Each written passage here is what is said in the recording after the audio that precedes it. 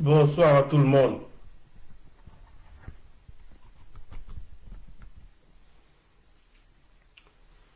Partagez s'il vous plaît, partagez le direct.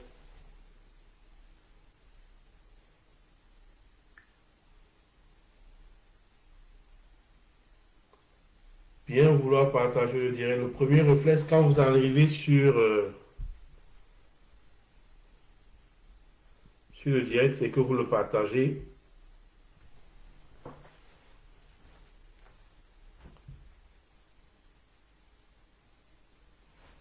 Partagez le direct s'il vous plaît.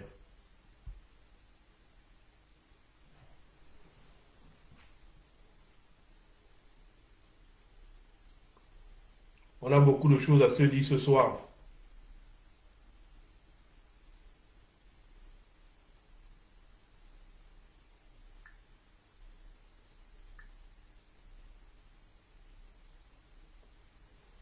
Faites monter.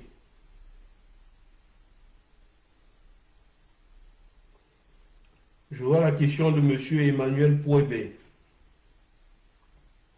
qui voudrait savoir où est-ce qu'on était le 6. Monsieur Pouébé, le 6, on était présent. On a attendu les autres. Dans tous les cas, tout à l'heure, on va parler de cela. Donc, première des choses, il y a 42 personnes. Première des choses à faire. Première des choses à faire, c'est qu'il faut partager, les gars.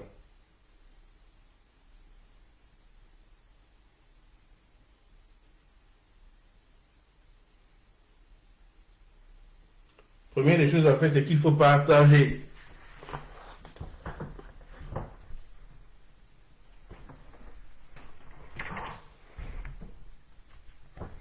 Partagez d'abord le direct. Partagez pour qu'on monte rapidement.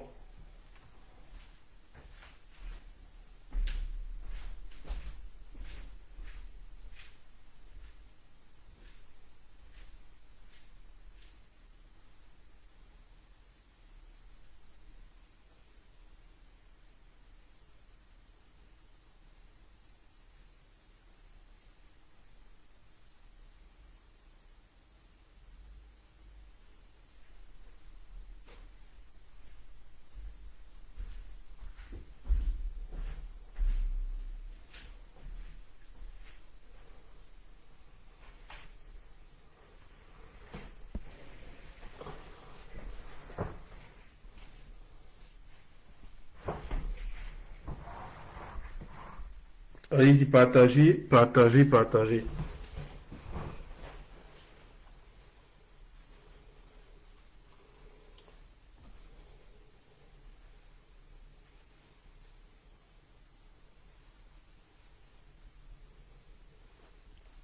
Ok. Je vais vous lire ce qui va faire, ce qui va composer le direct de ce soir, ce qui fera le contenu du direct de ce soir. Nous allons parler dans un premier temps, on lit le plaidoyer. Le plaidoyer, chaque fois, ça va concerner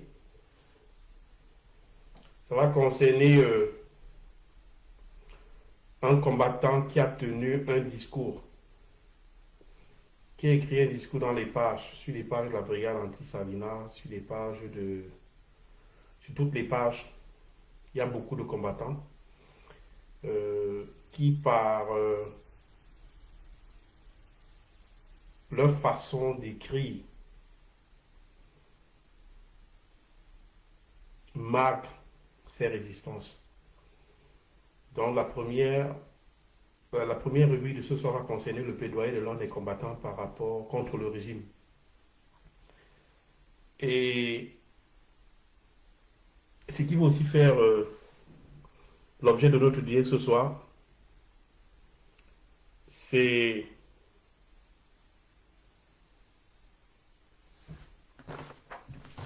permettez-moi de... Parce qu'il faut que je retrouve ça. Il faut que je retrouve. On a beaucoup de choses à se dire ce soir dans tous les cas.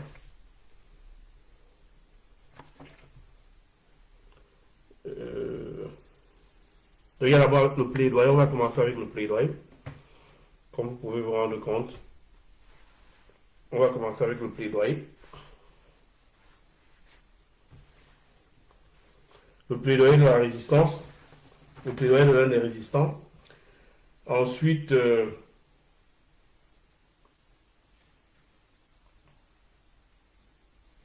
nous parlerons de cette décision du tribunal de grande instance de Yaoundé qui a décidé de ne pas livrer l'assignation à domicile du professeur Maurice Kamto, le président élu du Cameroun.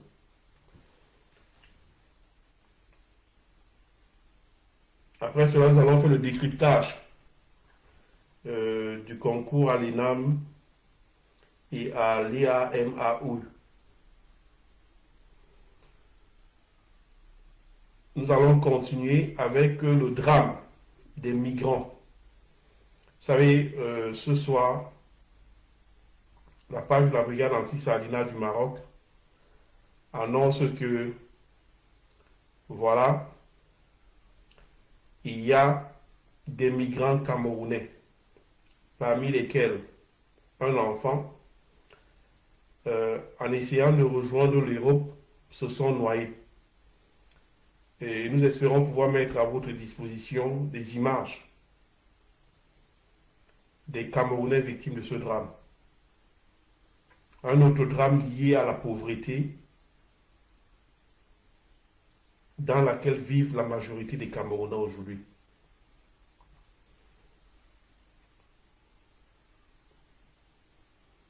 L'un des éléments de ce direct sera aussi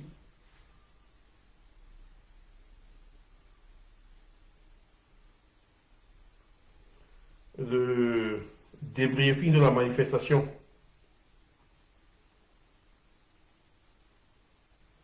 Le débriefing de la manifestation d'hier.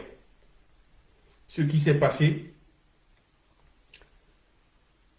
et pourquoi est-ce qu'au niveau de la brigade anti-Salina de Douala, nous estimons que c'est dans l'ordre des choses que les événements d'hier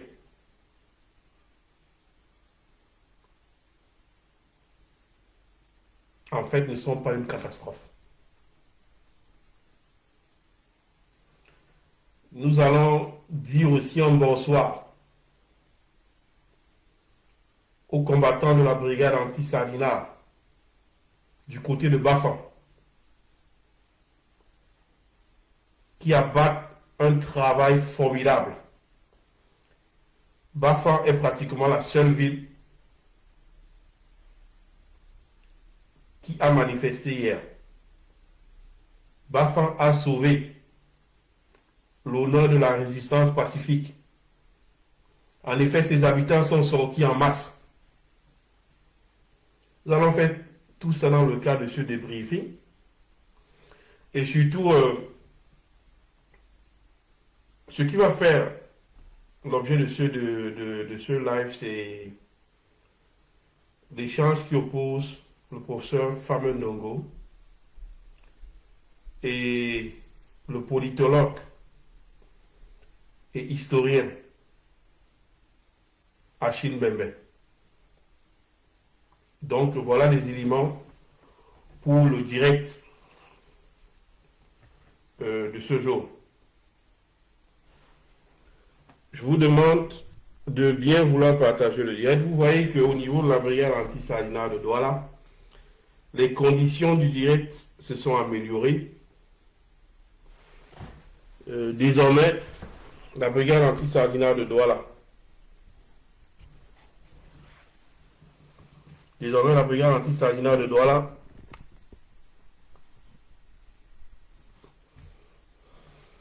émet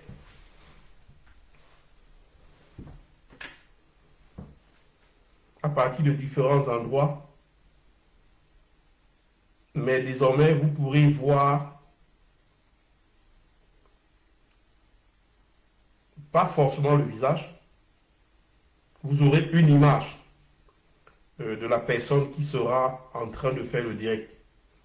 Nous avons décidé de changer de format. On ne change même pas en fait de format. Lors des premières présentations sur la page de la brigade anti-Sardinat de Douala,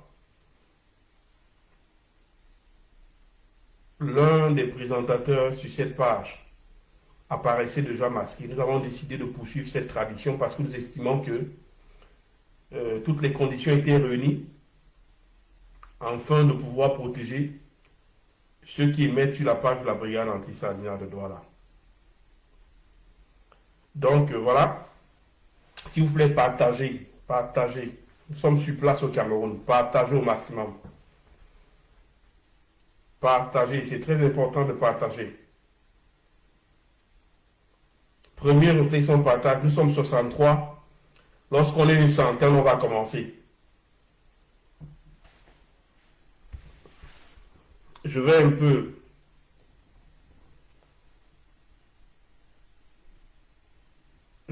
lire les commentaires par là. Je peux bien me tromper jusqu'ici, je ne vois que 2 petits commentaires. Et voilà.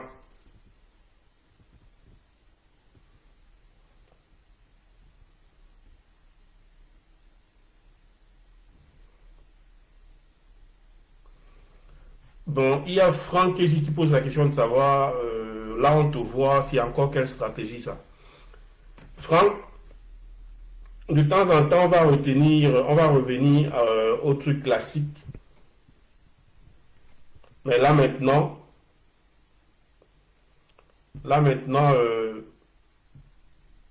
tu n'arrives pas à reconnaître qui est en face de toi. C'est l'essentiel. Je ne sais pas ce que tu vois chez moi, parce que moi, je ne vois rien chez moi.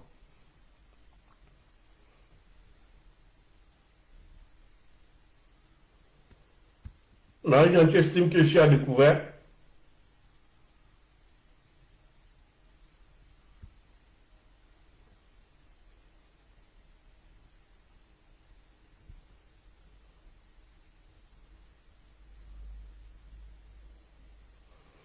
Ok. Donc, il y a des critiques.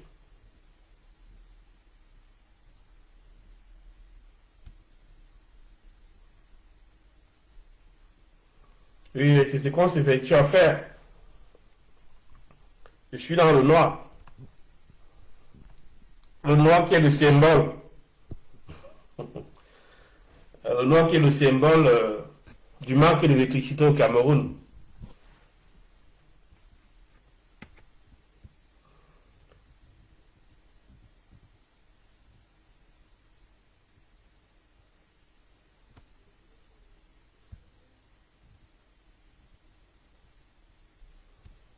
Oui, je reçois beaucoup de commentaires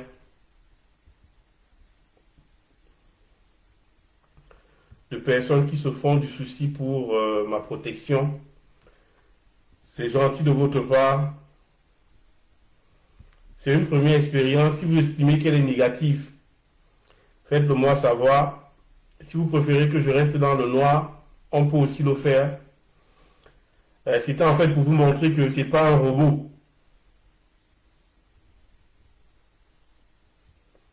Ce n'est pas un robot qui est devant vous.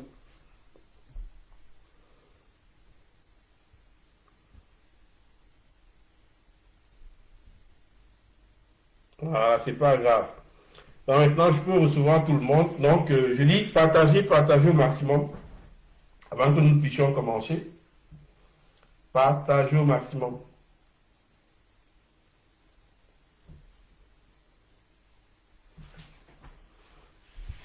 Partagez au maximum, les gars. Je vais poser une question à Marie-Jeanne. Marie-Jeanne, pourquoi tu estimes que je ne dois pas permettre aux gens de voir ne serait-ce que quelques parties de mon corps? Le but, c'est de dire aux gens que la brigade anti-Sardina de Douala est sur place et met sur place au Cameroun. Et que nous n'avons pas peur du régime et que nous pouvons émettre d'un endroit sans se faire forcément repérer par le régime. Le but, c'est de chasser la peur. C'est de demander aux Camerounais de ne plus avoir peur. Sortez en masse. La brigade anti-Sardina est dans Douala.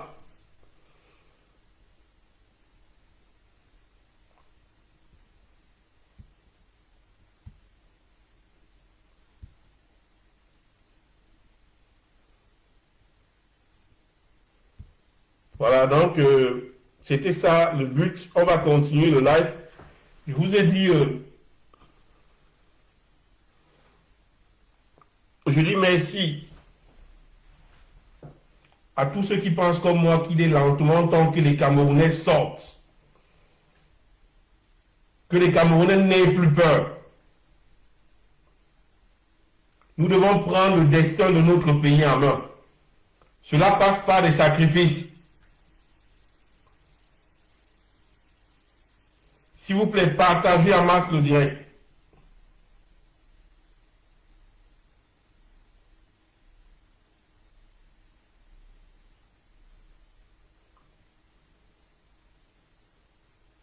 N'ayez plus peur.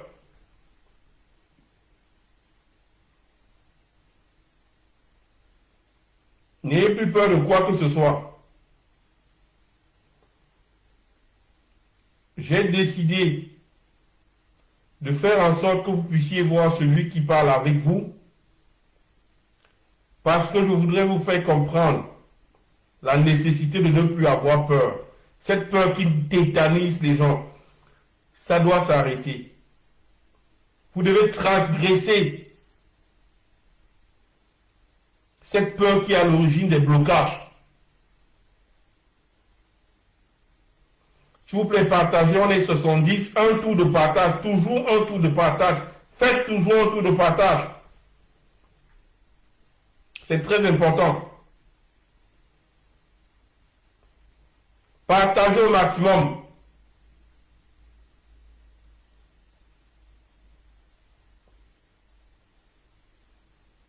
Partagez le direct. Première des choses, quand on arrive, on partage. Donc, comme je vous l'ai dit, le direct de ce soir, on va commencer avec un plaidoyer. Le plaidoyer, je vous ai expliqué le principe. Nous avons décidé au niveau de la brigade anti-Sardina de Douala de structurer le direct en thème. La première partie du direct consiste à lire un plaidoyer. Le plaidoyer, c'est généralement le texte d'un combattant qui, de par la qualité de ce qu'il écrit, contribue à éveiller les consciences au Cameroun. Contribue à éveiller les consciences sur ce qui se passe dans notre pays. Donc c'est ça le plaidoyer.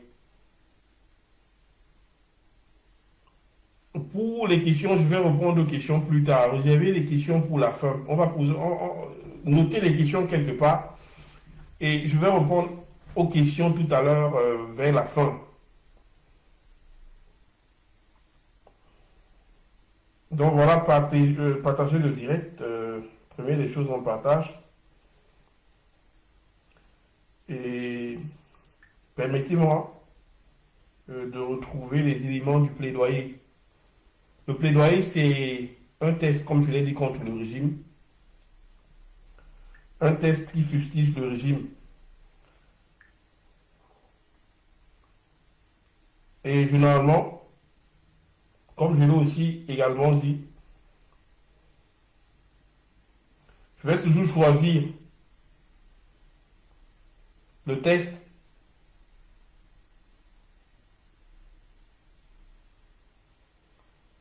d'un combattant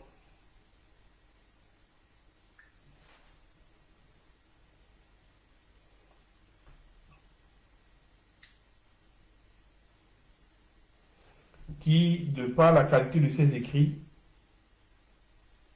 amène les Camerounais à se conscientiser.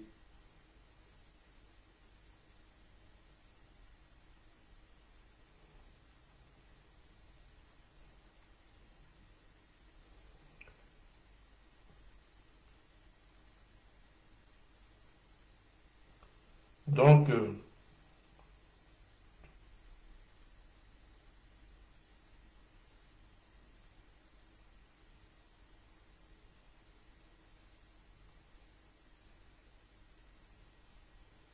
voilà.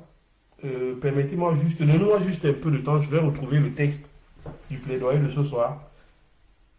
Je veux dire, pour moi, le texte du plaidoyer, ça concerne, vous avez compris, au niveau de la brigade anti-Salia, nous avons décidé de créer ce qu'on appelle, de lire chaque fois à l'introduction du direct un texte. Un texte qui a été écrit par un combattant et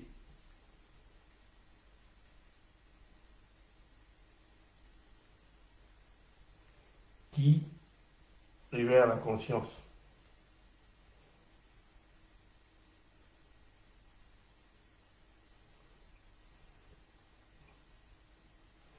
Dans le texte, le plaidoyer de ce soir, c'est celui de M. Michel Nitieux, le député du Vaury, qui a écrit une lettre à ses camarades du SDF. Je vais vous lire la teneur de cette lettre. Les tendances et les courants sont inhérents à toute chapelle politique qui se veut démocratique. Un parti politique ne saurait exclure le débat en interne, mais tout cela doit conduire à un mouvement dont la finalité est le redressement du pays, qui au Cameroun passe par le départ du régime criminel de M. Biya, du pouvoir. Biya must go. Pour ce qui concerne notre famille politique, je veux que les choses soient claires. Compte tenu de la situation dans laquelle se trouve notre parti depuis la dernière élection présidentielle, et surtout de la situation actuelle de notre pays, après 38 ans de règne désastreux de M. Biya, il est normal qu'il y ait aujourd'hui des courants de pensée en interne. Ce débat est nécessaire de mon point de vue. Il est question de donner tort à ceux qui croient que le SDF a renoncé, de donner tort à ceux qui pensent que le SDF ne peut plus compter. Il est également question de prouver que, par le passé, la force de l'engagement du SDF a été fondamentale. Et de façon globale, il est désormais question de donner tort à ceux qui pensent que la politique ne suscite plus ou ne suscitera plus de ferveur, que notre famille politique ne peut plus compter sur l'engagement en masse.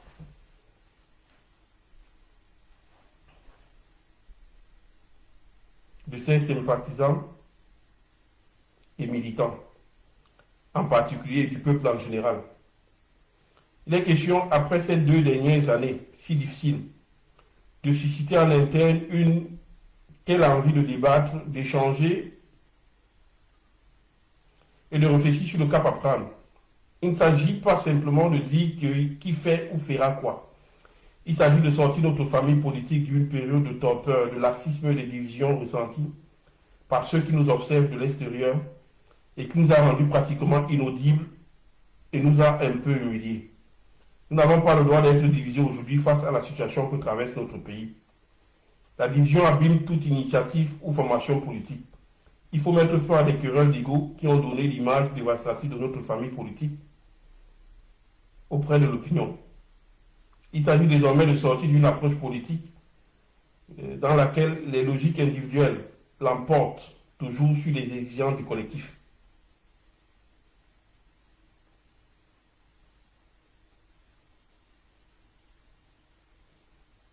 Il n'y aura pas,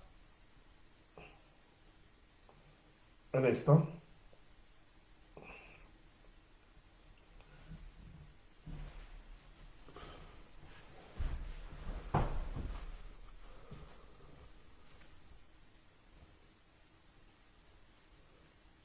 je continue la lecture.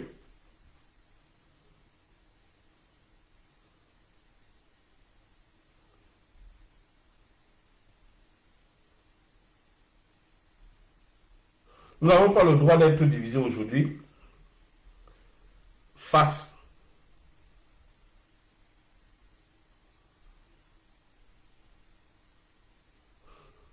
Nous n'avons pas le droit d'être divisés aujourd'hui face à la situation que traverse notre pays. La division abîme toute initiative ou formation politique. Il faut mettre fin à des querelles d'ego qui ont donné l'image dévastatrice de notre famille politique auprès de l'opinion. Il s'agit désormais de sortir d'une approche politique dans laquelle les logiques individuelles l'emportent toujours sur les exigences du collectif. Il n'y aura pas et il n'y aura jamais de réussite individuelle sur la défaite du collectif. Face aux défis futurs de notre pays, c'est aujourd'hui le temps du collectif et non des ambitions personnelles qui doivent cesser. Nous devons revenir aux fondamentaux du SDF dès sa création et qui ont toujours été défendus par le président national, à savoir les prises de position fermes sur les grands sujets d'actualité qui jalonnent le quotidien des Camerounais. Cette priorité aurait dû l'être depuis la dernière présidentielle, à savoir s'opposer fermement d'un côté et proposer de l'autre. La colère et le désarroi des Camerounais sont si grands que nous n'avons plus le choix. Si ce n'est pas nous qui portons l'alternative, qui le fera à notre place? Nous devons porter une alternative à cette image désespérante d'un pouvoir impuissant et surtout autiste et arrogant. Une alternative à une pratique quotidienne et scandaleuse de mensonges proclamés. Une alternative à la tentation des extrêmes et des extrémismes.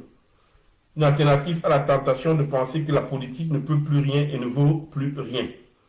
Il faut dans l'urgence mettre fin à l'image que les Camerounais exercent, à savoir l'opposition de convenance et d'accompagnement qui nous a fait tant de mal en termes d'image. Nous devons reprendre les manifestations pacifiques de rue pour la revendication et la défense des droits fondamentaux des citoyens, ainsi que sur les grands sujets d'actualité. Fort heureusement, la dernière sortie du cher Mani John Fundi, qui va dans ce sens, est venue mettre du baume au cœur. Dans les années 90, plus précisément depuis le 26 mai 1990, date à laquelle le chairman et certains vaillants camerounais ont porté sur les fonds baptismaux le SIF. Notre parti avait le slogan Power to the People and Equal Opportunity. Le président national n'a eu de cesse de résister aux appels de pied et sirènes du pouvoir de Yaoundé, fondant ainsi sa détermination sur l'exigence des principes démocratiques axés sur la liberté d'expression, le pluralisme politique, la transparence électorale qui passe par un système électoral consensuel afin de permettre aux Camerounais de choisir librement ceux qui doivent présider à leur destinée. Aussi, pour faciliter le développement du pays, le SIF, sous sa houlette, n'a eu de cesse de proposer le fédéralisme comme mode incontournable de développement du pays pour adresser les préoccupations de nos sœurs et frères de culture anglo-saxonne. C'est justement ce refus obstiné d'organiser un débat franc et sincère sur le retour du fédéralisme qui a provoqué l'enlisement de la crise dans les deux régions du nord-ouest et du sud-ouest, avec des conséquences humaines dramatiques connues, à savoir plus de 3000 morts, des dizaines de milliers de réfugiés et des centaines de milliers de déplacés internes selon le bilan partiel des ONG qui y ont travaillé.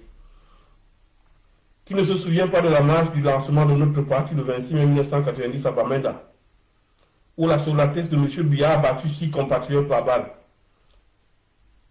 Qui ne se souvient pas de la marche de l'Union pour le changement en octobre 1993 à Yaoundé, ponctuée par une tentative d'assassinat sur la personne du chairman qui était à la tête de cette manifestation?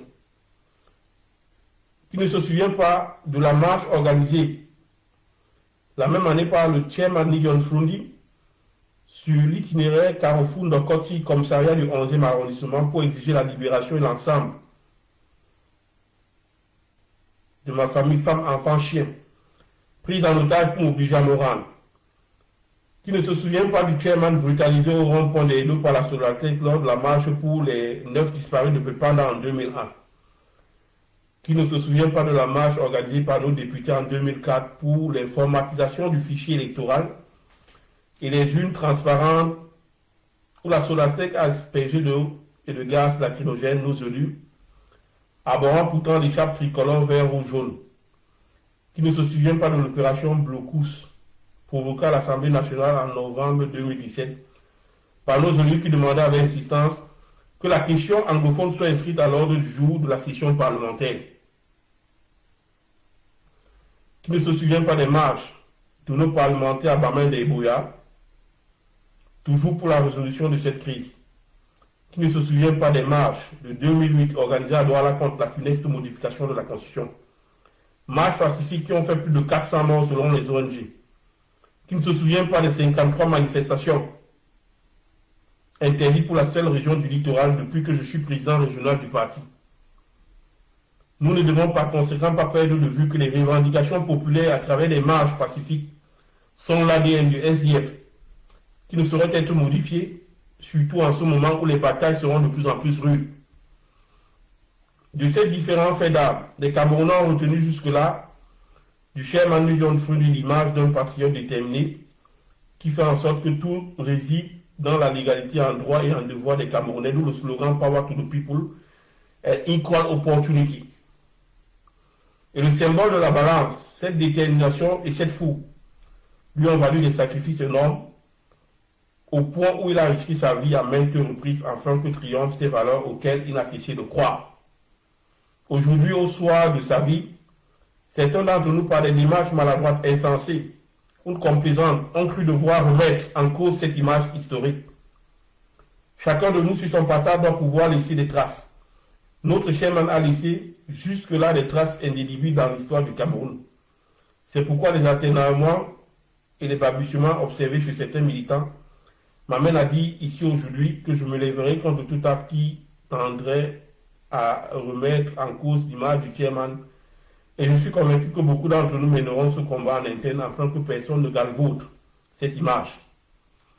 Donc voilà, ça c'était le plaidoyer de M. Nietzsche, le député SDF du littoral, qui appelle le parti à se remettre en cause, qui appelle le SDF à retrouver son ADN d'origine qui a toujours consisté dans la manifestation de rue. Donc, ça c'était le plaidoyer du député du SDF. Plaidoyer qui a été repris par plusieurs combattants de la résistance. Et donc, voilà, je vous demande de continuer à partager au maximum. Et pour les questions, nous allons répondre aux questions plus tard, à la fin de l'émission. Préparez vos questions pour tous ceux qui ont des questions à poser.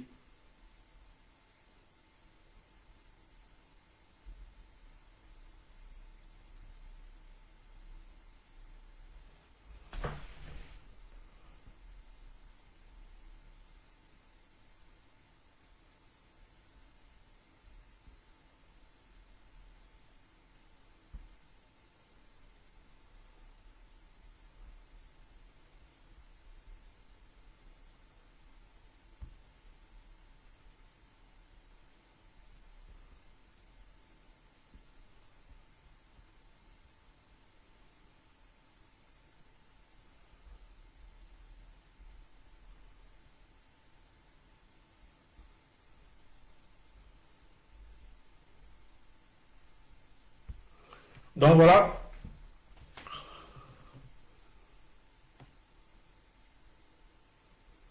Pour ceux d'entre vous On va passer à la deuxième partie de ce direct. Je vois, il y a des gens qui croient me connaître un peu partout. Juste un instant, permettez-moi, je dois faire juste un instant. Je dois récupérer quelque chose. Je vous reviens, juste quelques minutes.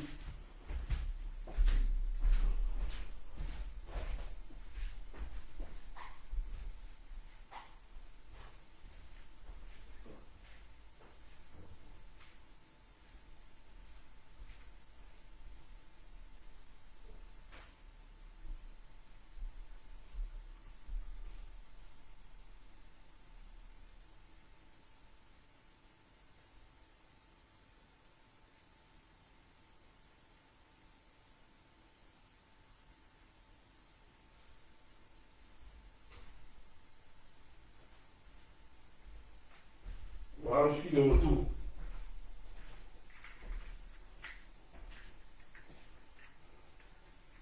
Excusez, il fallait régler un problème très urgent.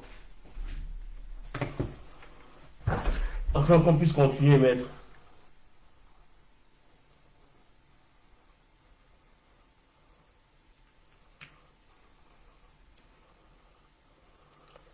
Voilà, on va continuer.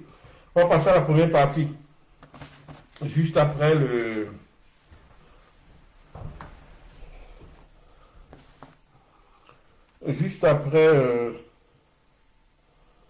plaidoyer de M. Nietzsche, nous allons essayer d'analyser ce qui s'est passé au niveau du tribunal de grande instance de Yaoundé. Comme vous le savez, ce tribunal a décidé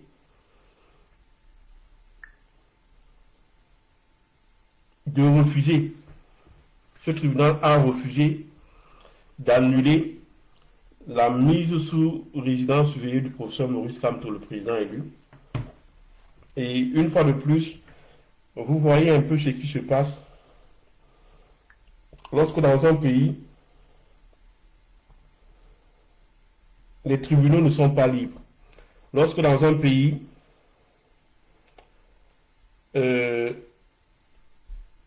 les tribunaux sont sous les ordres du régime.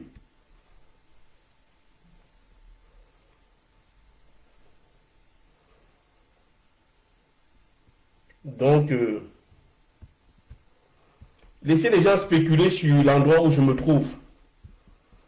Ne vous prenez pas trop la tête avec. Laissez les gens spéculer. Laissez-les spéculer. Laissez-leur dire ce qu'ils veulent là.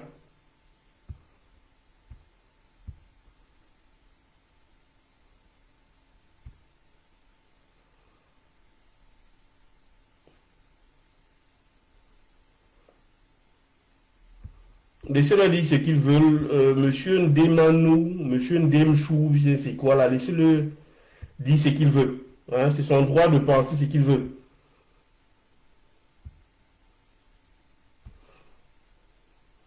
Donc voilà, ça ne devrait pas vous gêner. Ils ont le droit de spéculer sur l'endroit où je me trouve. C'est bien. Et donc voilà, je disais que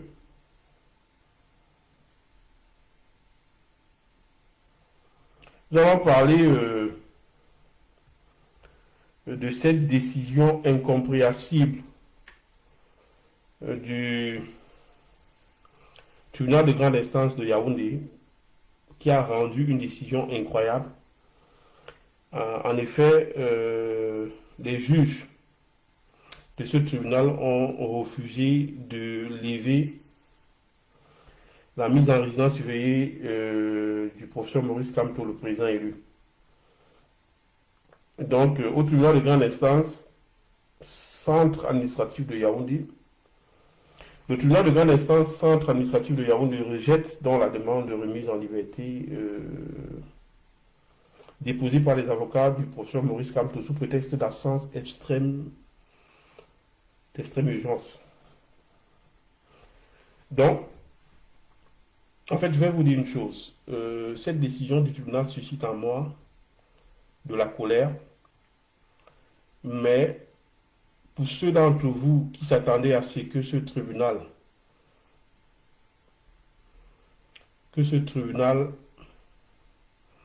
rende une décision qui va à l'encontre du régime, vous vous êtes trompé. La justice camerounaise est sous les autres, tout le monde le sait, et ça ne devrait pas vous surprendre qu'il décide de rendre une décision pareille concernant la mise en résidence surveillée du professeur Maurice Kamto. Je tiens à rappeler que le professeur Maurice Kamto se retrouve en résidence surveillée tout simplement parce que il a décidé de demander aux Camerounais d'aller manifester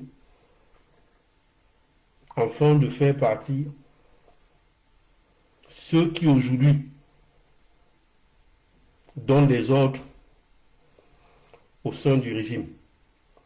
Parce que vous devez le savoir, nous vous l'avons dit depuis longtemps, Biya, à défaut d'être en vie, est capable d'assumer ses fonctions de président de la République du Cameroun. De ce fait donc, le professeur Maurice Kamto avait demandé que ceux qui prennent des décisions au niveau des Toudis, parce que vous devez comprendre une chose, on peut tout vous dire, mais la vérité c'est que c'est pas Paul Biya qui prend les décisions actuelles au Cameroun. Tout le monde sait que ces décisions sont prises entre Ngongo et le directeur du cabinet civil de la présidente de la République, M. Ngondayolo. C'est eux qui décident de la marche à suivre aujourd'hui au Cameroun. Le Cameroun est sans tête. Et donc, face à cela, le professeur Maurice Kamto avait exigé que ceux qui gèrent le Cameroun avaient exigé que ceux qui prennent des décisions au Cameroun,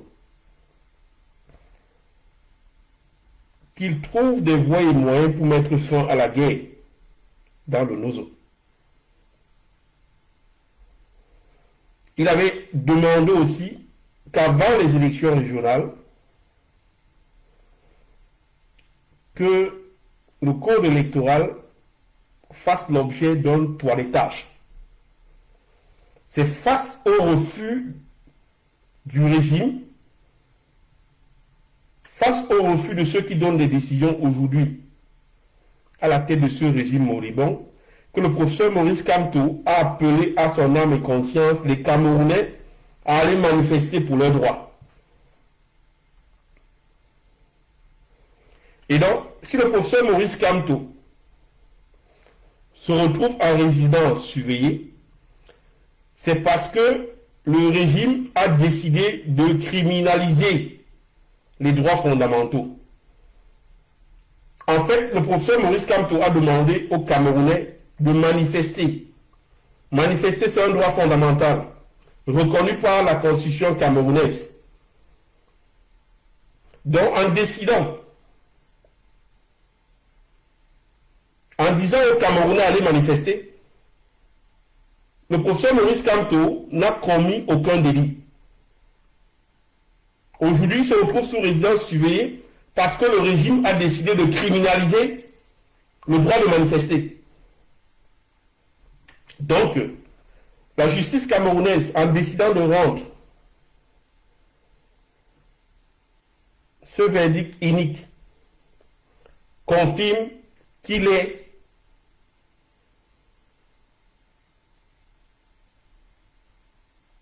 pas indépendant, confirme qu'il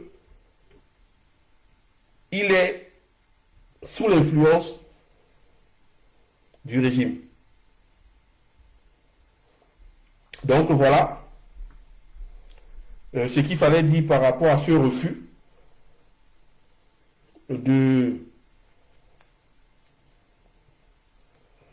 par rapport au refus de la justice camerounaise de se prononcer contre cette mesure administratif qui vise à maintenir le professeur Maurice Kamto en résidence surveillée. Donc nous allons passer au troisième point de la communication de ce soir qui porte sur ce qui se passe actuellement au niveau du concours de l'ENAM, du concours pour entrer à l'ENAM, autant pour moi. Vous savez, il y a une polémique qui s'est déclenchée face à cette liste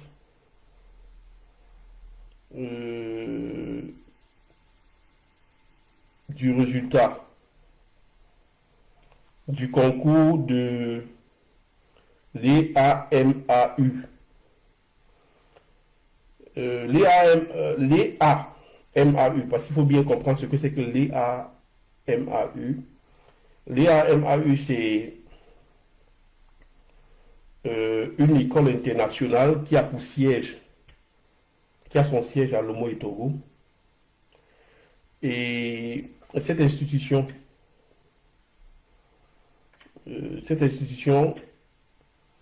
en fait, est une école inter-État ouverte au Bénin, au Burkina Faso, au Cameroun, en Centrafrique, en Côte d'Ivoire, au Congo, au Gabon et au Mali. Donc il y a eu une polémique qui a éclaté. Et cette polémique était en relation avec le fait que, voilà, sur la liste des personnes ayant passé le concours de ce côté, la plupart avaient une même origine sociologique. Et donc, du coup, les turiféraires du régime ont estimé que Madame Cortès faisait aussi dans le tribalisme parce qu'elle avait favorisé, parce qu'elle aurait, d'après eux, favorisé les ressortissants de son aire géographique. Et donc, commençons d'abord par la polémique au niveau de l'ENAM. Vous le savez très bien, je n'ai pas besoin de vous le dire. Ce qui s'est passé à l'ENAM, c'est tout simplement un scandale. Et je voulais vous le dire.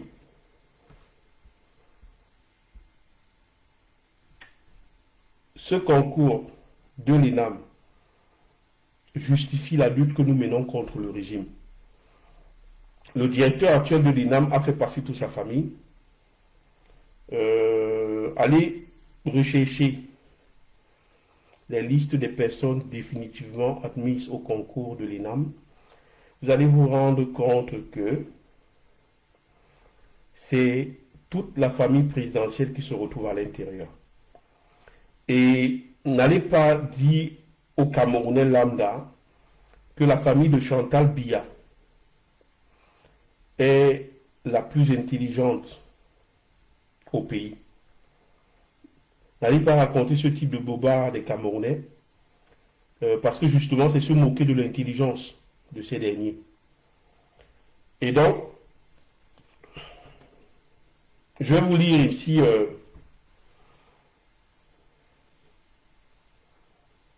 la contribution de Boris Berthold par rapport à la question sur le concours de l'ENAM. Boris Berthold intitule le concours de l'ENAM le concours des magouilles. Et il a publié une lettre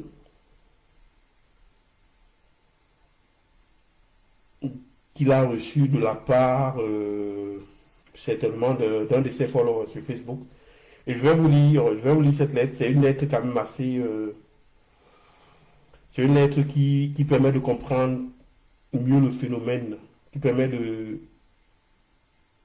capter le sentiment des Camerounais face à cette énième injustice qui se passe du côté de l'ENAM.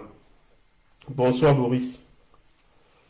Évidemment, je partage l'amertume de ce ressortissant du Djé Lobo, dont l'histoire vient d'être publiée sur la toile au lendemain des résultats définitifs de l'ENAM.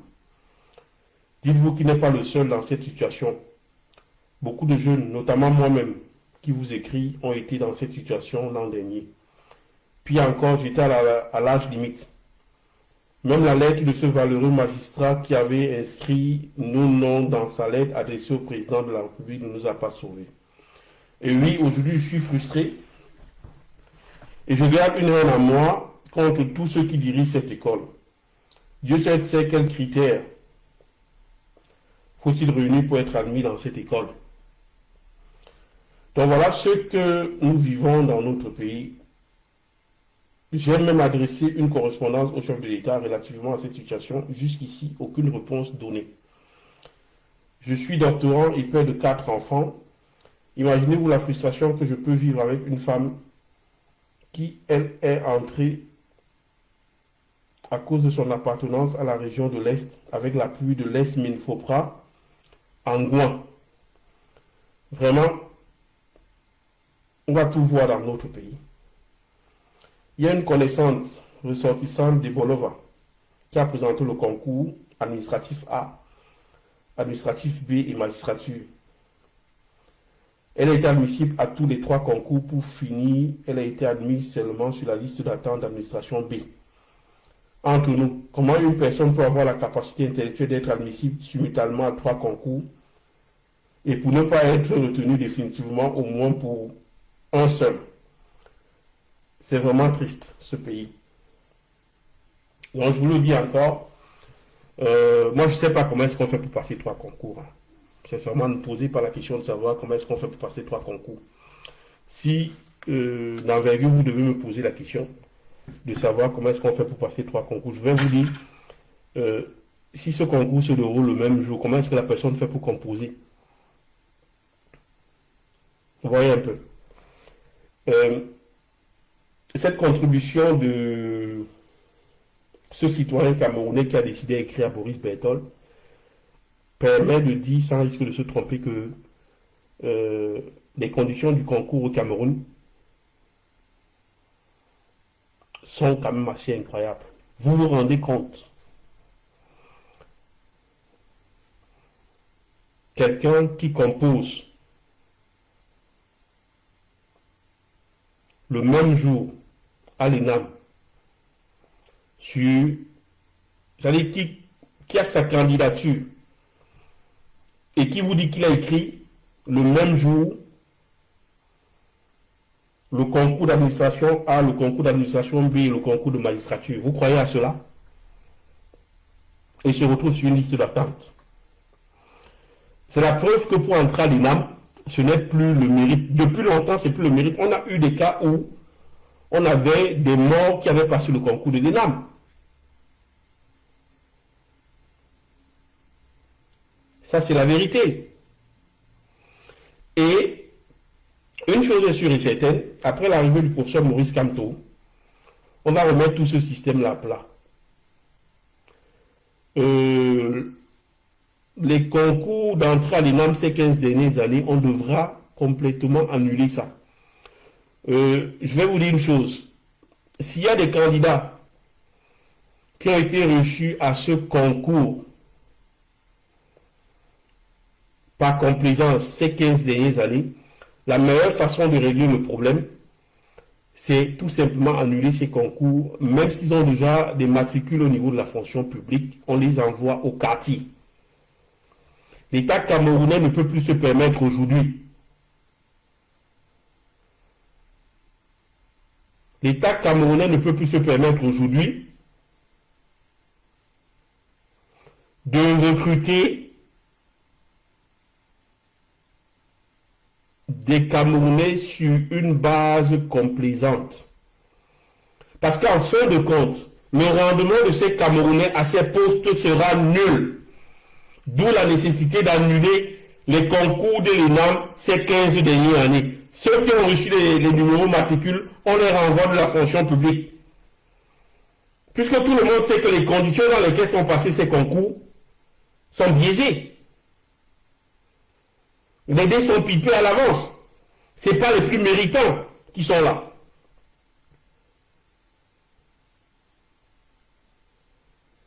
Donc, voilà. Ça, c'était le point de vue. Ça, c'était notre point de vue par rapport à ce concours. Et maintenant, en relation avec ce qui se passe avec Mme Coutès, loin de nous de vouloir défendre l'idée, loin de nous de vouloir défendre Mme Coutès, croyez-moi, Mme Coutès, c'est la dernière personne que la base pourrait soutenir.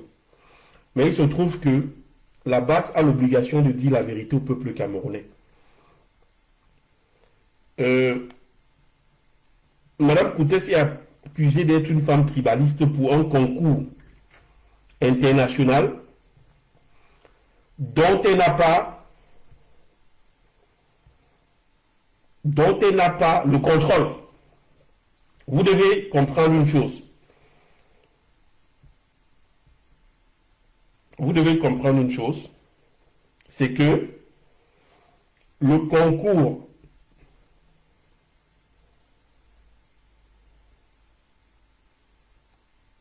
dont on fait ici allusion, c'est un concours international pour une école qui se trouve au Togo.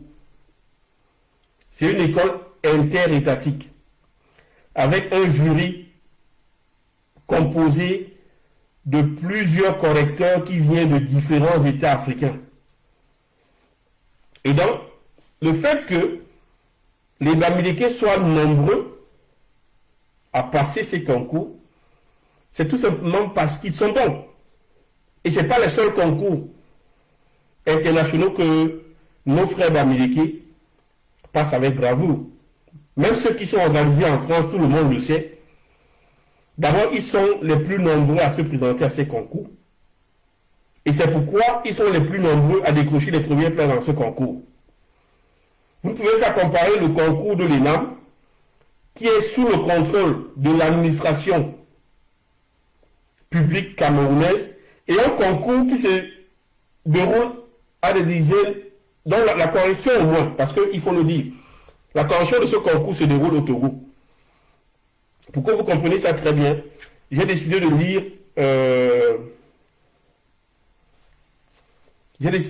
la contribution de Monsieur Billy de Wally Carson. Billy de Wally Carson, qui s'y connaît très bien avec ce concours,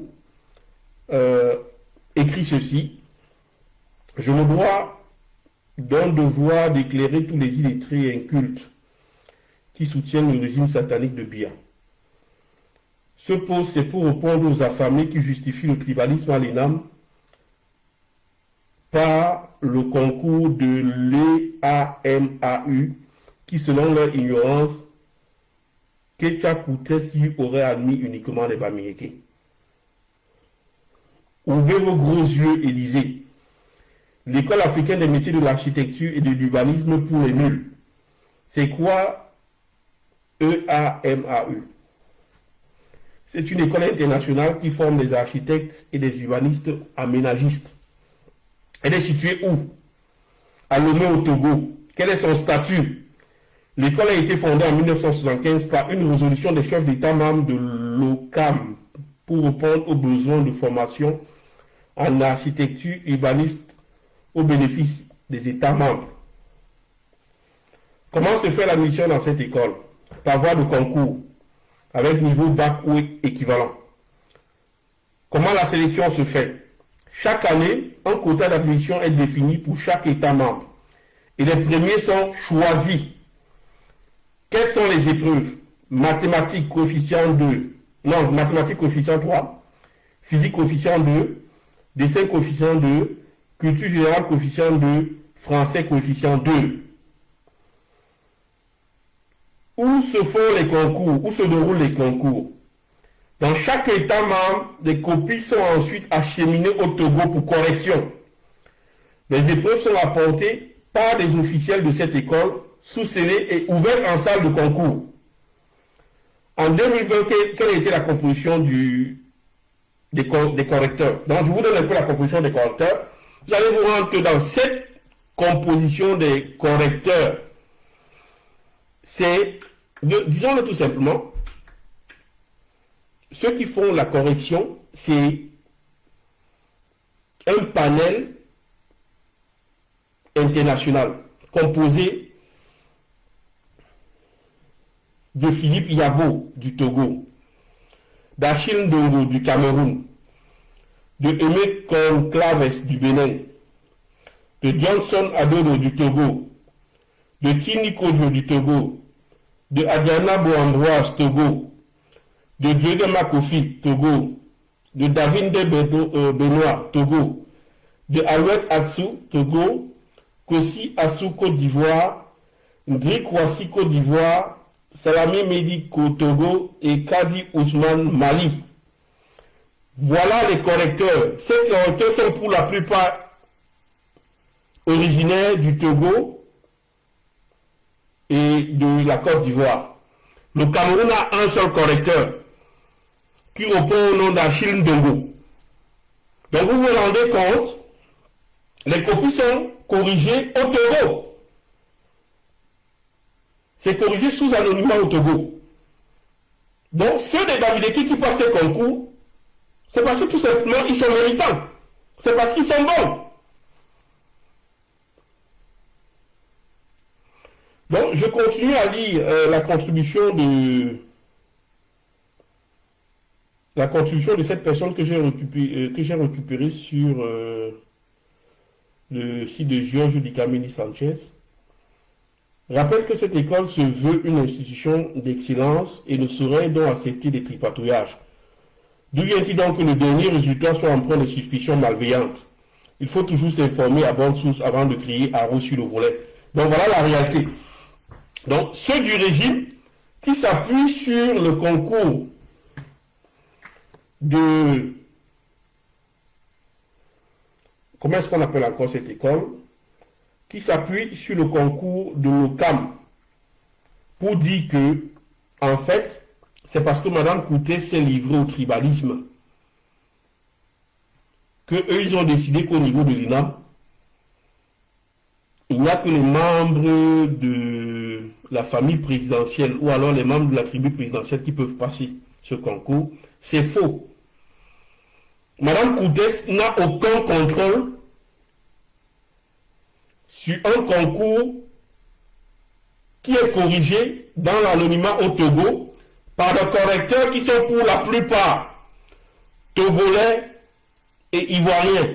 Je le dis encore, il n'y a qu'un seul Camerounais qui est admis là-bas comme correcteur. Et donc on arrête avec cette fausse polémique. Les correcteurs viennent, disons-le tout simplement, de 4 pays, le Togo, le Cameroun, le Bénin, la Côte d'Ivoire et le Mali. Donc 5 pays. Togo, Cameroun, Bénin, Côte d'Ivoire et Mali. Le Cameroun n'a qu'un seul correcteur. La plupart des correcteurs viennent du Togo. La deuxième nationalité la plus représentée, c'est la Côte d'Ivoire. Le Cameroun, le Togo, le Mali et le Bénin ont un seul correcteur. Donc voilà la vérité. Je veux que ce soit clair. Loin de nous de vouloir défendre Mme Koutès. Vous savez, cette femme, elle fait partie de tout ce que nous on déteste au niveau de la brigade anti-sardinat. C'est une sardinate à plein temps. Mais maintenant, à partir du moment où le régime se sert de ce concours pour diviser les Camerounais, pour stigmatiser une tribu, alors nous avons l'obligation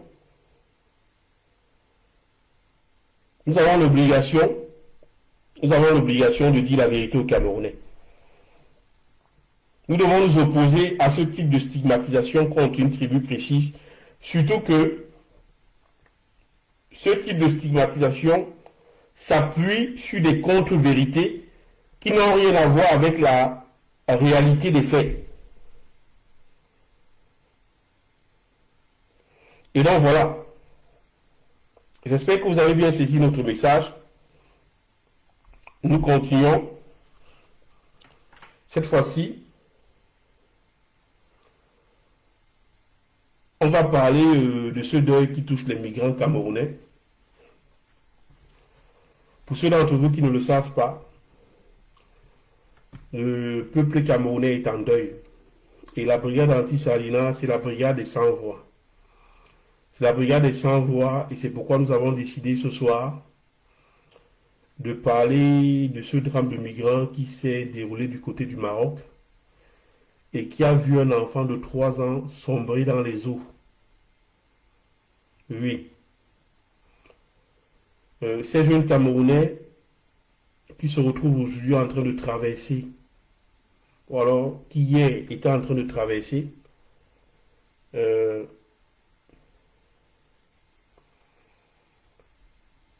la mer pour se rendre en Europe à partir du Maroc, sont morts noyés.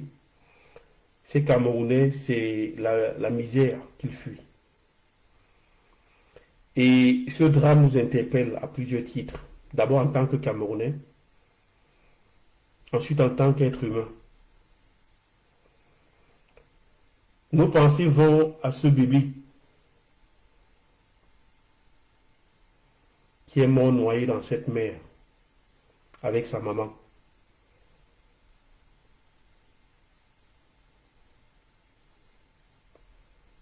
Nos pensées vont à tous ces Camerounais qui, suite à la misère que leur impose ce régime, sont obligés de quitter le Cameroun dans des circonstances incroyables et prendre le risque de traverser à partir du Maroc, à partir de l'Algérie, à partir des pays de l'Afrique du Nord, de traverser la mer dans le but de se rendre en Europe et surtout dans le but d'avoir une meilleure vie que celle que le gouvernement de voleurs leur impose au Cameroun. Ce type de drame ne peut que radicaliser le mouvement de résistance qui est en train de naître au Cameroun. Nous allons contribuer de façon directe à ce que ce régime s'écrase, à ce que ce régime dégage. Ce petit enfant qui a perdu la vie, paix à ton âme. Paix à ton âme, petit ange, obligé de fuir ton pays parce que les conditions de vie ne permettaient pas à ta maman de te l'aider. Je voudrais interpréter M. Charles Nomo. Je voudrais l'interpeller sur ce drame qui ne va certainement pas passer à la CRTV. Vous savez, à la CRTV, on s'en fout de la vie des petits Camerounais. On s'en fout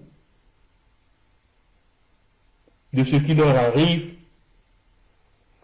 L'essentiel, c'est que la tribu se maintient au pouvoir. Je voudrais demander à tous ceux qui sont sur ce direct d'être dans le deuil,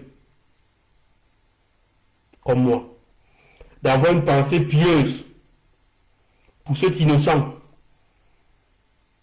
dont la vie a été éliminée comme un rien. Je vous le dis encore, passez sur la page de la brigade anti-Sardina du Maroc. Vous allez vous rendre compte, vous allez voir les photos. C'est terrible. C'est trop dur. Je vous exhorte tous qui vous trouvez sur cette page, après le direct, rendez-vous immédiatement sur la page de la brigade anti-Sardina du Maroc. La brigade anti-Sardina du Maroc a pris la peine de publier les photos des personnes mortes disparues en mer hier. Et ont tous une pensée pieuse pour ces Camerounais qui fuient la misère dans leur pays. Un pays si riche. Un pays aux multiples richesses. Mais dont une minorité tribale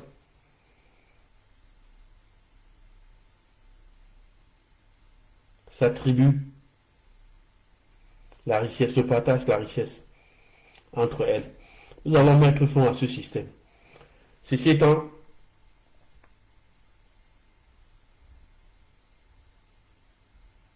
Nous allons passer à autre chose.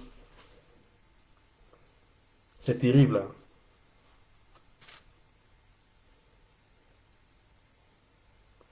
On va passer à un autre thème.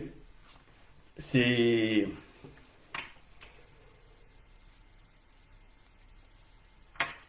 la joute écrite qui oppose le professeur Famendongo et le professeur Achille Mbembe.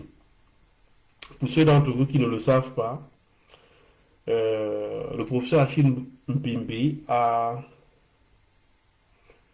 publié un article sur la nécessité du rassemblement de la diaspora. Et l'article du professeur Achille Mbembe n'a pas du tout plu au professeur Famendongo. Vous savez, le professeur Famendongo, lorsqu'il s'agit de défendre les intérêts de la tribu, ce monsieur est très fort. Ce monsieur est très fort. Il est prêt à tout raconter parce qu'il veut défendre les prébendes de la tribu. L'attitude de M. Famendongo confirme sa tendance au tribalisme. L'attitude de Famendongo est la preuve qu'au Cameroun, c'est une minorité tribale qui a pris le pouvoir et qui est prêt à tout dire, à tout raconter, afin de défendre les prébendes. Donc, je vais d'abord vous lire la lettre du politologue et historien Achille Mbembe. Pour que ce soit clair, Achille Mbembe n'est pas un philosophe. Contrairement à ce que à ce que notre Ndongo, à ce que Charles Ndongo a pu dire, il faut que ce soit clair. Achille Mbembe n'est pas un philosophe. C'est un politologue et historien. Alors lorsque Charles Ndongo vous dit que c'est un philosophe, vous comprenez certainement que Charles Ndongo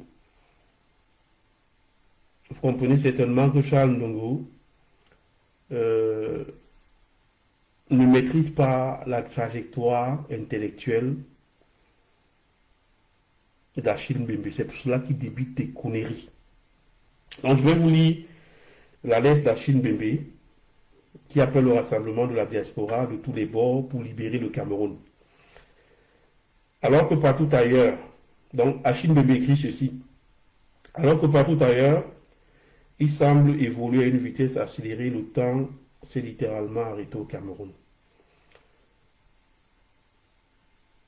Invente, il n'y a pas longtemps, par les Allemands, puis administré pendant près d'une quarantaine d'années par les Français et les Anglais, cette contrée d'une richesse insondable est tombée sous la coupe.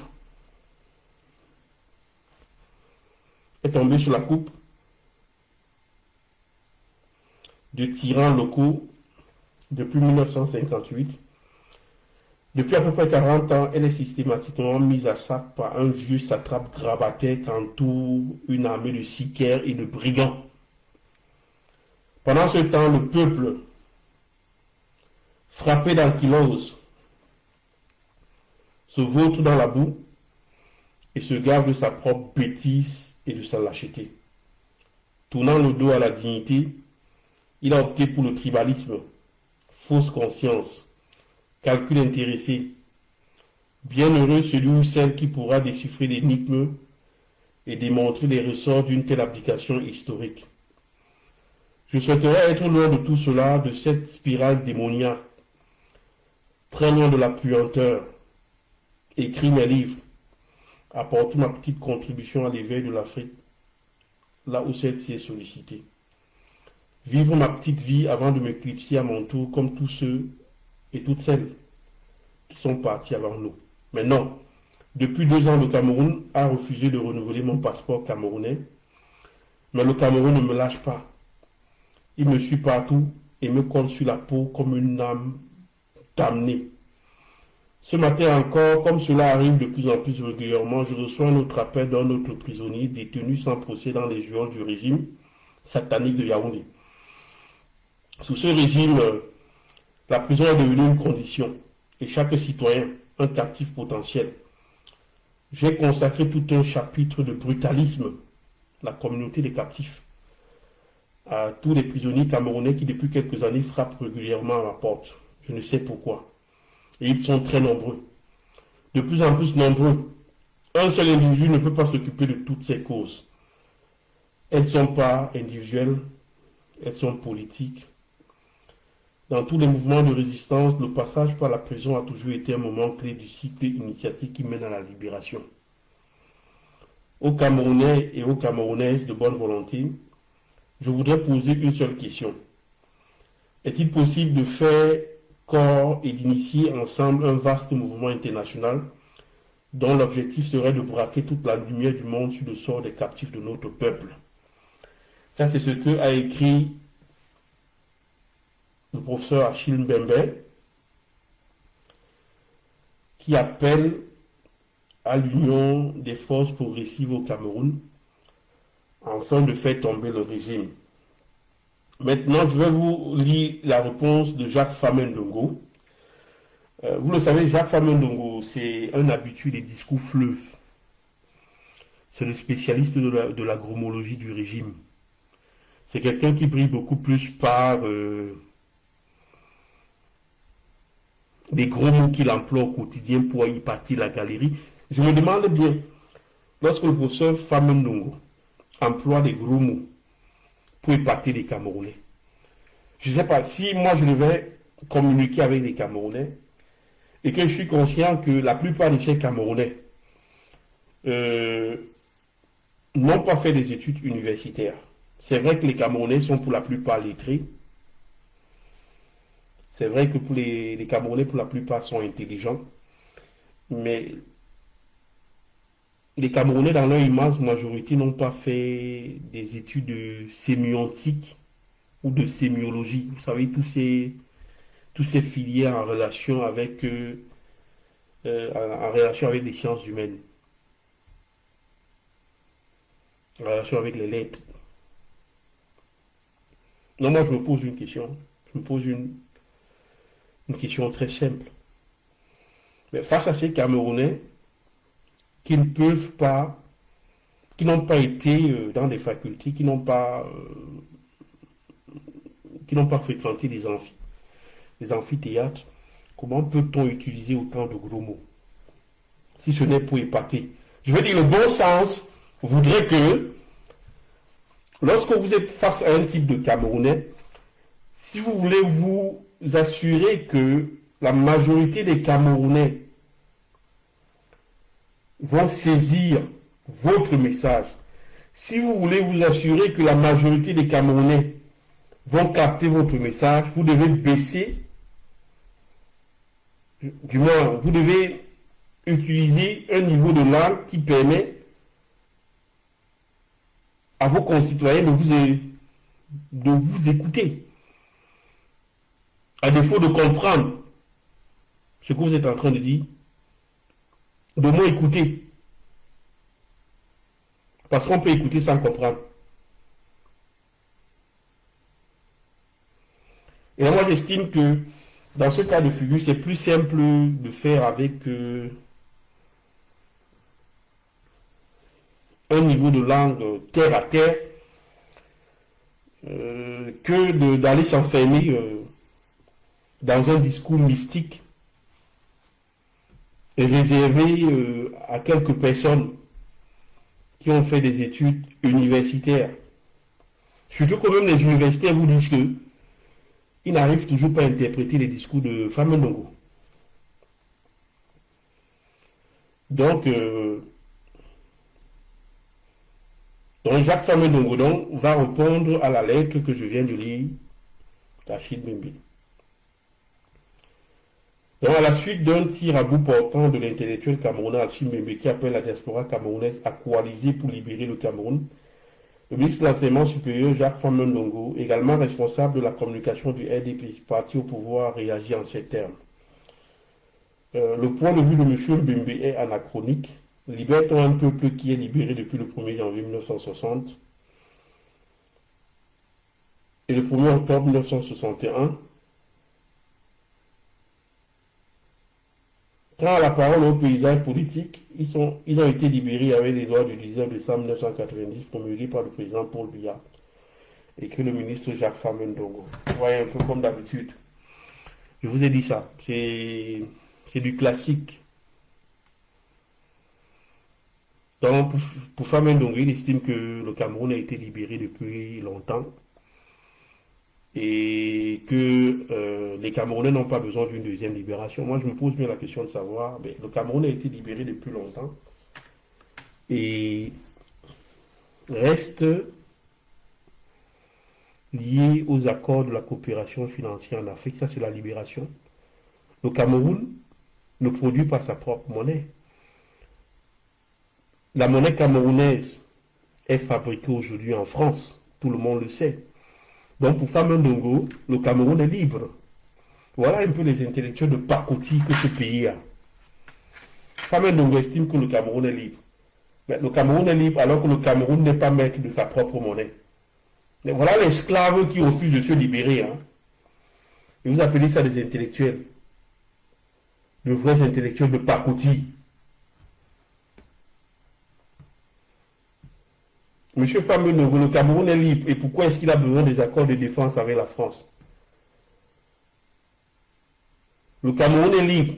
Et pourquoi est-ce que la monnaie camerounaise est fabriquée dans un autre pays? Monsieur Famendongo, que dites-vous de la souveraineté monétaire camerounaise qui est confisquée par la France? Le Cameroun est libre depuis quand?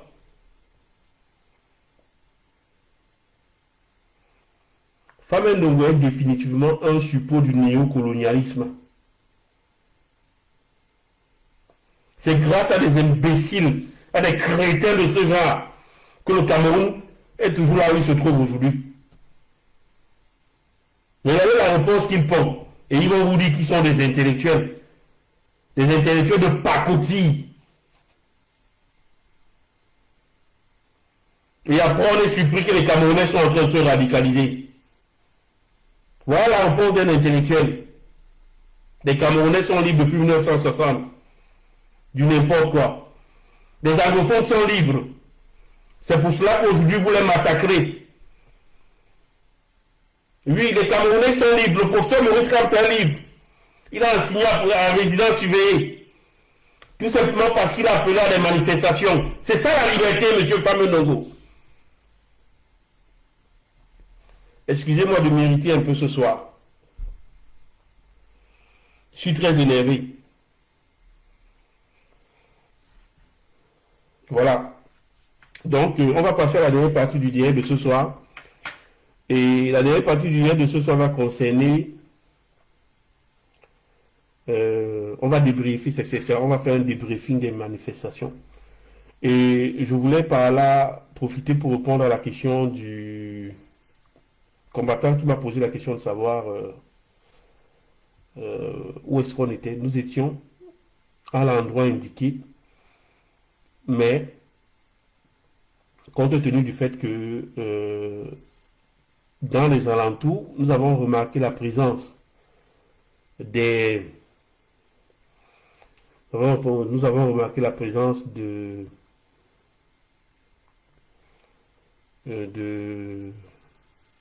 services de renseignement camerounais qui étaient appuyés sur les lieux par les anti-gangs. Nous les connaissons très bien. Nous avons d'abord décidé d'être discrets et d'attendre que d'autres Camerounais puissent se manifester afin qu'on puisse créer une procession et manifester. Nous avons été là. Nous avons été là à ces deux points de rendez-vous. Et ce qui était bien, c'est que du côté du Dakar, quand même, il y a eu quelque chose il y a eu un petit mouvement de foule, même si ça n'a pas duré, mais c'était déjà ça. Donc je le dis encore, nous avons été sur place. Et vous pouvez être sûr que l'endroit était miné. C'est vrai que vous avez pu avoir un dispositif qui était visible, mais l'endroit était miné parce que nous avons pu reconnaître des éléments des anti-gangs et des éléments des services de renseignement camerounais, à savoir les éléments de la CEMI, de l'antenne CEMI de Douala, et les éléments de la DGRE, la Direction Générale du Renseignement Extérieur. Ils étaient tous là.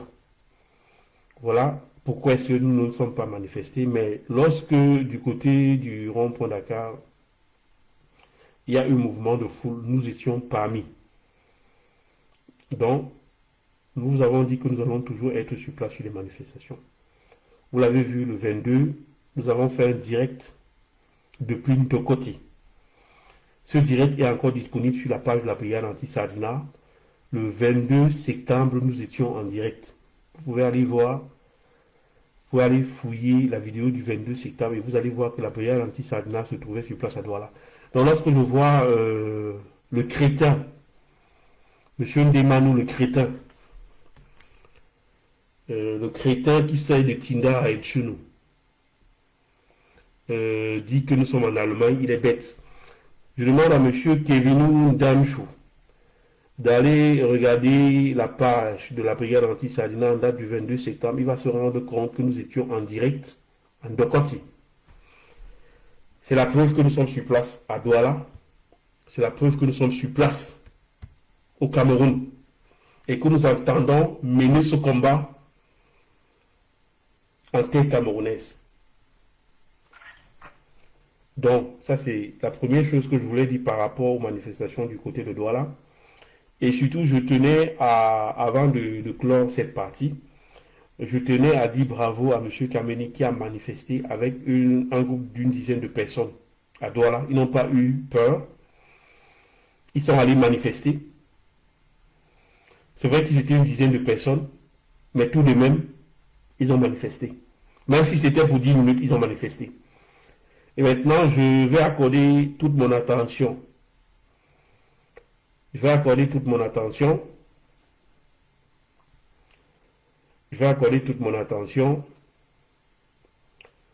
aux manifestants à Bafang qui, une fois de plus, ont prouvé qu'ils n'avaient pas peur de ce régime. Je dis, il y a un problème auquel vous devez faire face lorsque vous allez manifester. C'est cette peur. C'est cette peur qui vous paralyse et qui vous pousse à rester sur place. C'est cette peur qui pousse beaucoup de Camerounais à refuser d'aller manifester. Une fois que vous avez traversé, une fois que vous avez contourné cette peur, alors vous vous rendez compte que vous êtes capable d'aller manifester sans avoir peur. Il faut que ce soit clair.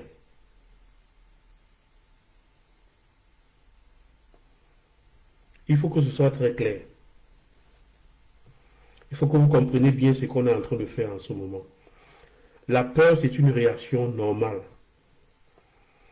Si quelqu'un vous dit qu'il n'a pas peur, c'est qu'il est en train de vous raconter des histoires.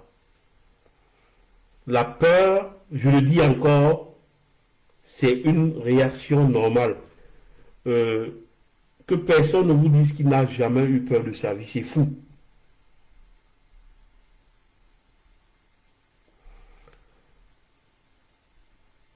Monsieur Hassen qui dit embrouillez-vous comme vous pouvez, il n'y aura rien. Monsieur Hassen, je dois avouer que vous êtes très naïf. Hein. Je dois avouer que vous êtes naïf.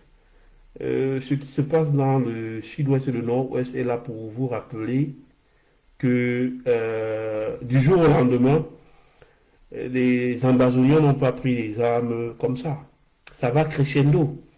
On a d'abord une première partie qui consiste à manifester pacifiquement comme l'ont fait les anglophones à l'époque, avec les revendications corporatistes des avocats anglophones et les revendications corporatistes des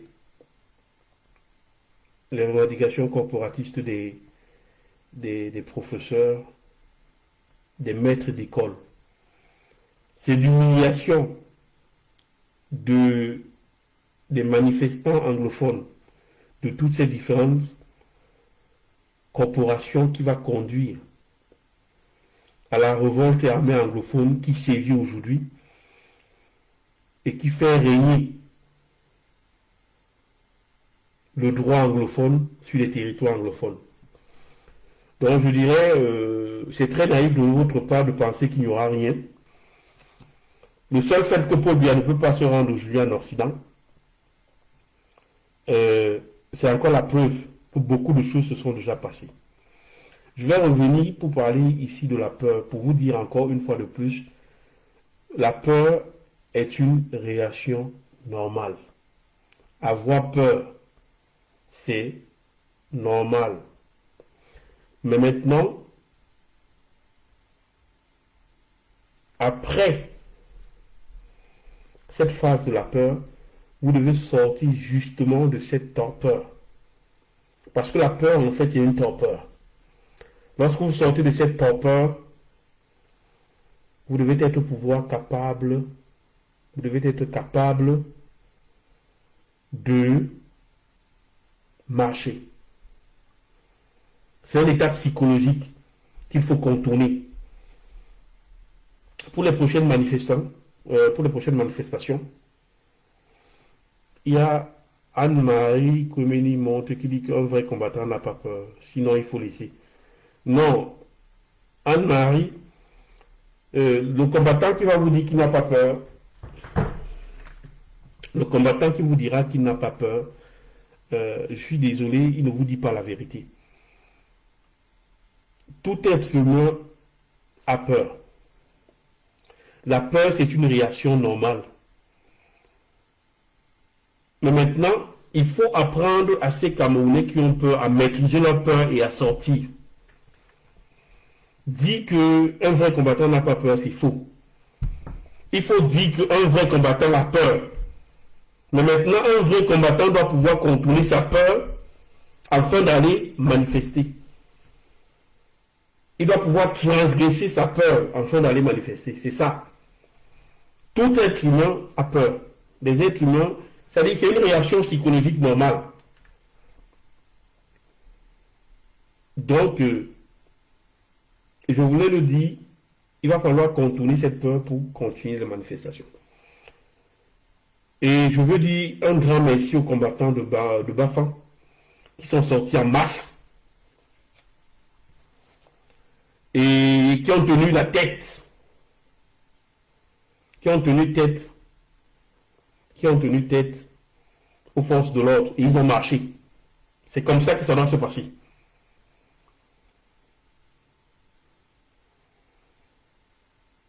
Nous devons déjà être contents de ces acquis. Nous devons déjà être contents qu'à Bafang, ils ont réussi à dire aux autorités que nous, on va manifester de façon pacifique. Vous n'allez pas nous empêcher de manifester. Et c'est le cas de le dire ici, évidemment, l'influence que le professeur Maurice Kamto a sur les populations. Vous vous souvenez, les marches du 22, le professeur Maurice Kamto avait demandé aux populations de sortir en masse marcher. Et les populations sont sorties en masse. La preuve en est qu'il y a eu 1000 personnes qui ont été arrêtées. Et justement, le fait qu'on a procédé à des arrestations, c'est la preuve qu'il y a beaucoup de personnes qui ont décidé d'aller faire valoir leur droit constitutionnel à marcher, à protester. Donc je tiens à dire une fois de plus un grand merci aux combattants de Bafang qui ne se sont pas laissés marcher dessus et qui ont décidé d'aller manifester parce qu'ils estimaient que ça c'était leur droit fondamental, ce qui est même le cas, et ils ont pu imposer leur droit fondamental de façon pacifique. Donc, pour les prochains jours, on ne va pas baisser les bras. On va connaître des hauts et des bas, mais à chaque fois, on va se relever et on ira marcher. On ira marcher parce que nous ne voulons pas laisser ce pays dans cet état à nos enfants.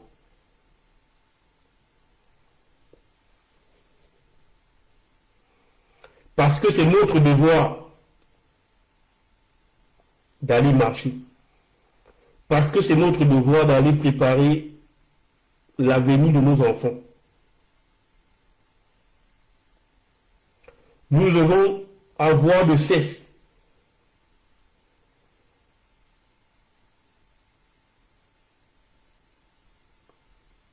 d'aller marcher. Nous devons avoir de cesse d'imposer notre droit fondamental. Dont les populations de Bafan, qui ont dit, qui ont insisté, qui ont signé que cet État camerounais ne va pas nous priver de notre droit fondamental, nous leur disons merci.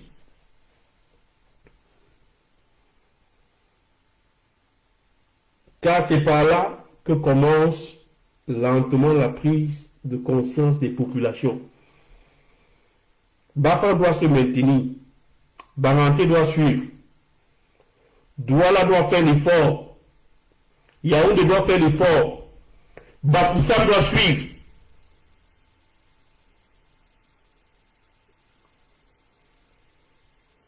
Cela ne peut être autrement. Nous avons l'obligation de maintenir ces marches. Nous avons l'obligation de faire cesser nos querelles et de nous concentrer sur ce qui nous unit, à savoir maintenir l'option des marches. C'est des marches pacifiques. Pour le moment, c'est des marches pacifiques, comme dans le Nozo. Si d'envergure, le régime persiste et signe pour maintenir les Camerounais dans cette situation, alors on va passer à d'autres armes. On va passer à d'autres choses. On n'aura pas d'autre choix que de devenir aussi violent que des anglophones.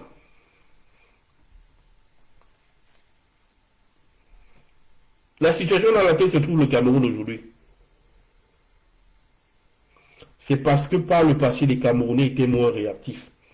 Quand on voit l'engouement au niveau de la diaspora, qui dans les prochains jours a décidé d'organiser des manifestations du côté de Barcelone pour faire entendre la voix du peuple camerounais, on ne peut que se réjouir. Je profite aussi de cette occasion pour dire merci au combattant Kamor la Panthère. C'est grâce à lui que le Parlement du canton de Genève a organisé un débat sur le Cameroun. Aussi longtemps que le Cameroun reste dans l'actualité, dans ces pays occidentaux, il y a espoir que le sort du Cameroun va progresser. C'est à nous tous de mettre les pressions à quelques niveaux auxquels nous pouvons avoir accès, afin que la situation du Cameroun fasse l'objet de débats dans les instances internationales. Nous devons maintenir l'optique des manifestations dans la diaspora comme à l'intérieur du Cameroun.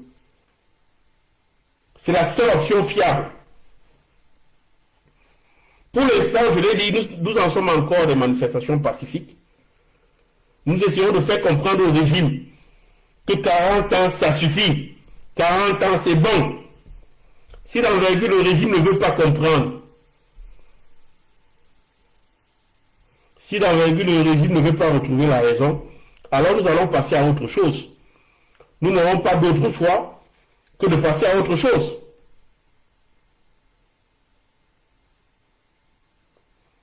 Donc voilà ce que j'avais à dire ce soir. Vous êtes une centaine de personnes. Je tiens à dire à cette centaine de personnes qui a pris son temps pour m'écouter, je tiens à dire à cette personne merci.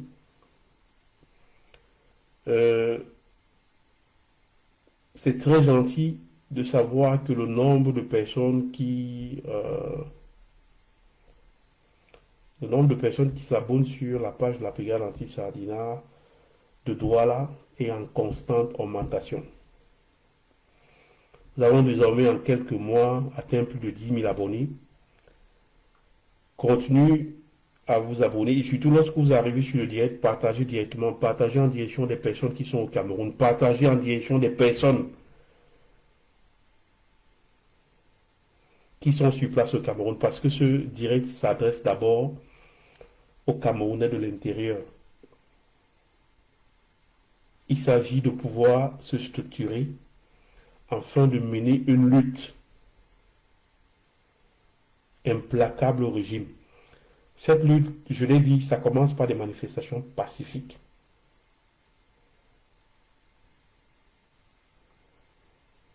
Et si d'envergure, nous ne sommes pas écoutés, alors nous allons passer à autre chose.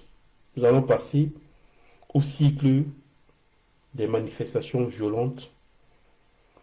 Ça va aller crescendo. Si nécessaire, nous n'hésiterons pas à prendre les armes, comme l'ont fait la communauté anglophone, comme l'ont fait les membres de la communauté anglophone, afin de se faire entendre.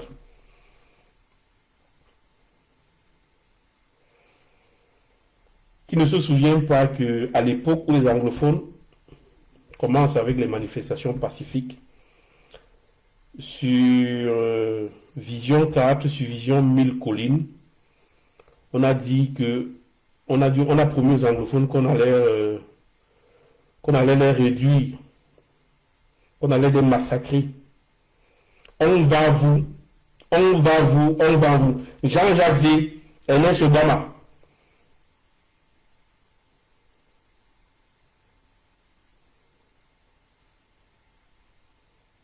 Parfois ici, toutes ces personnes aujourd'hui sont toutes ces personnes qui ont promis la mort, le massacre, l'éradication des anglophones. Ils sont où? Les anglophones sont dans leur rébellion. Et vous pouvez dire tout ce que vous voudriez.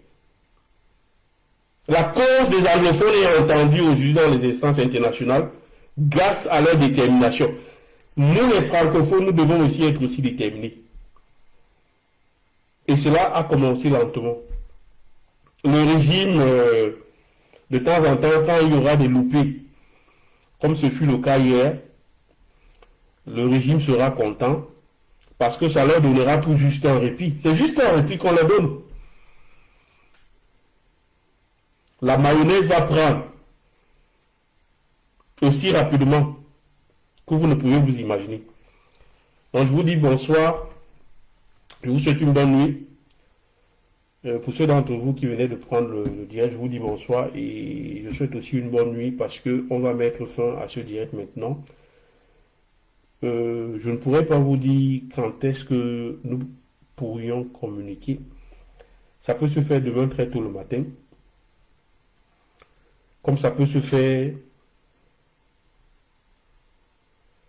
peut-être dans 10-15 minutes si nous estimons qu'il y a des choses sur lesquelles on veut communiquer avec vous. Dans tous les cas, la brigade anti-Sardina doit décider de maintenir une communication de proximité. Ça veut dire que dès que c'est possible, nous allons aller en direct. Si, ça dépend aussi de la question de savoir si l'info est urgente. Et dans ce cas, on fera rapidement un direct pour vous informer par rapport à ce qui se passe. Donc, je vous demande de vous porter bien, de faire des beaux rêves et de rester dans l'esprit du combat, de rester dans l'esprit de la libération de notre pays. Parce que s'il y a un combat qui vaut la peine, c'est celui que l'on doit mener pour libérer son propre pays. Donc je vous dis merci et je vous dis bonne nuit.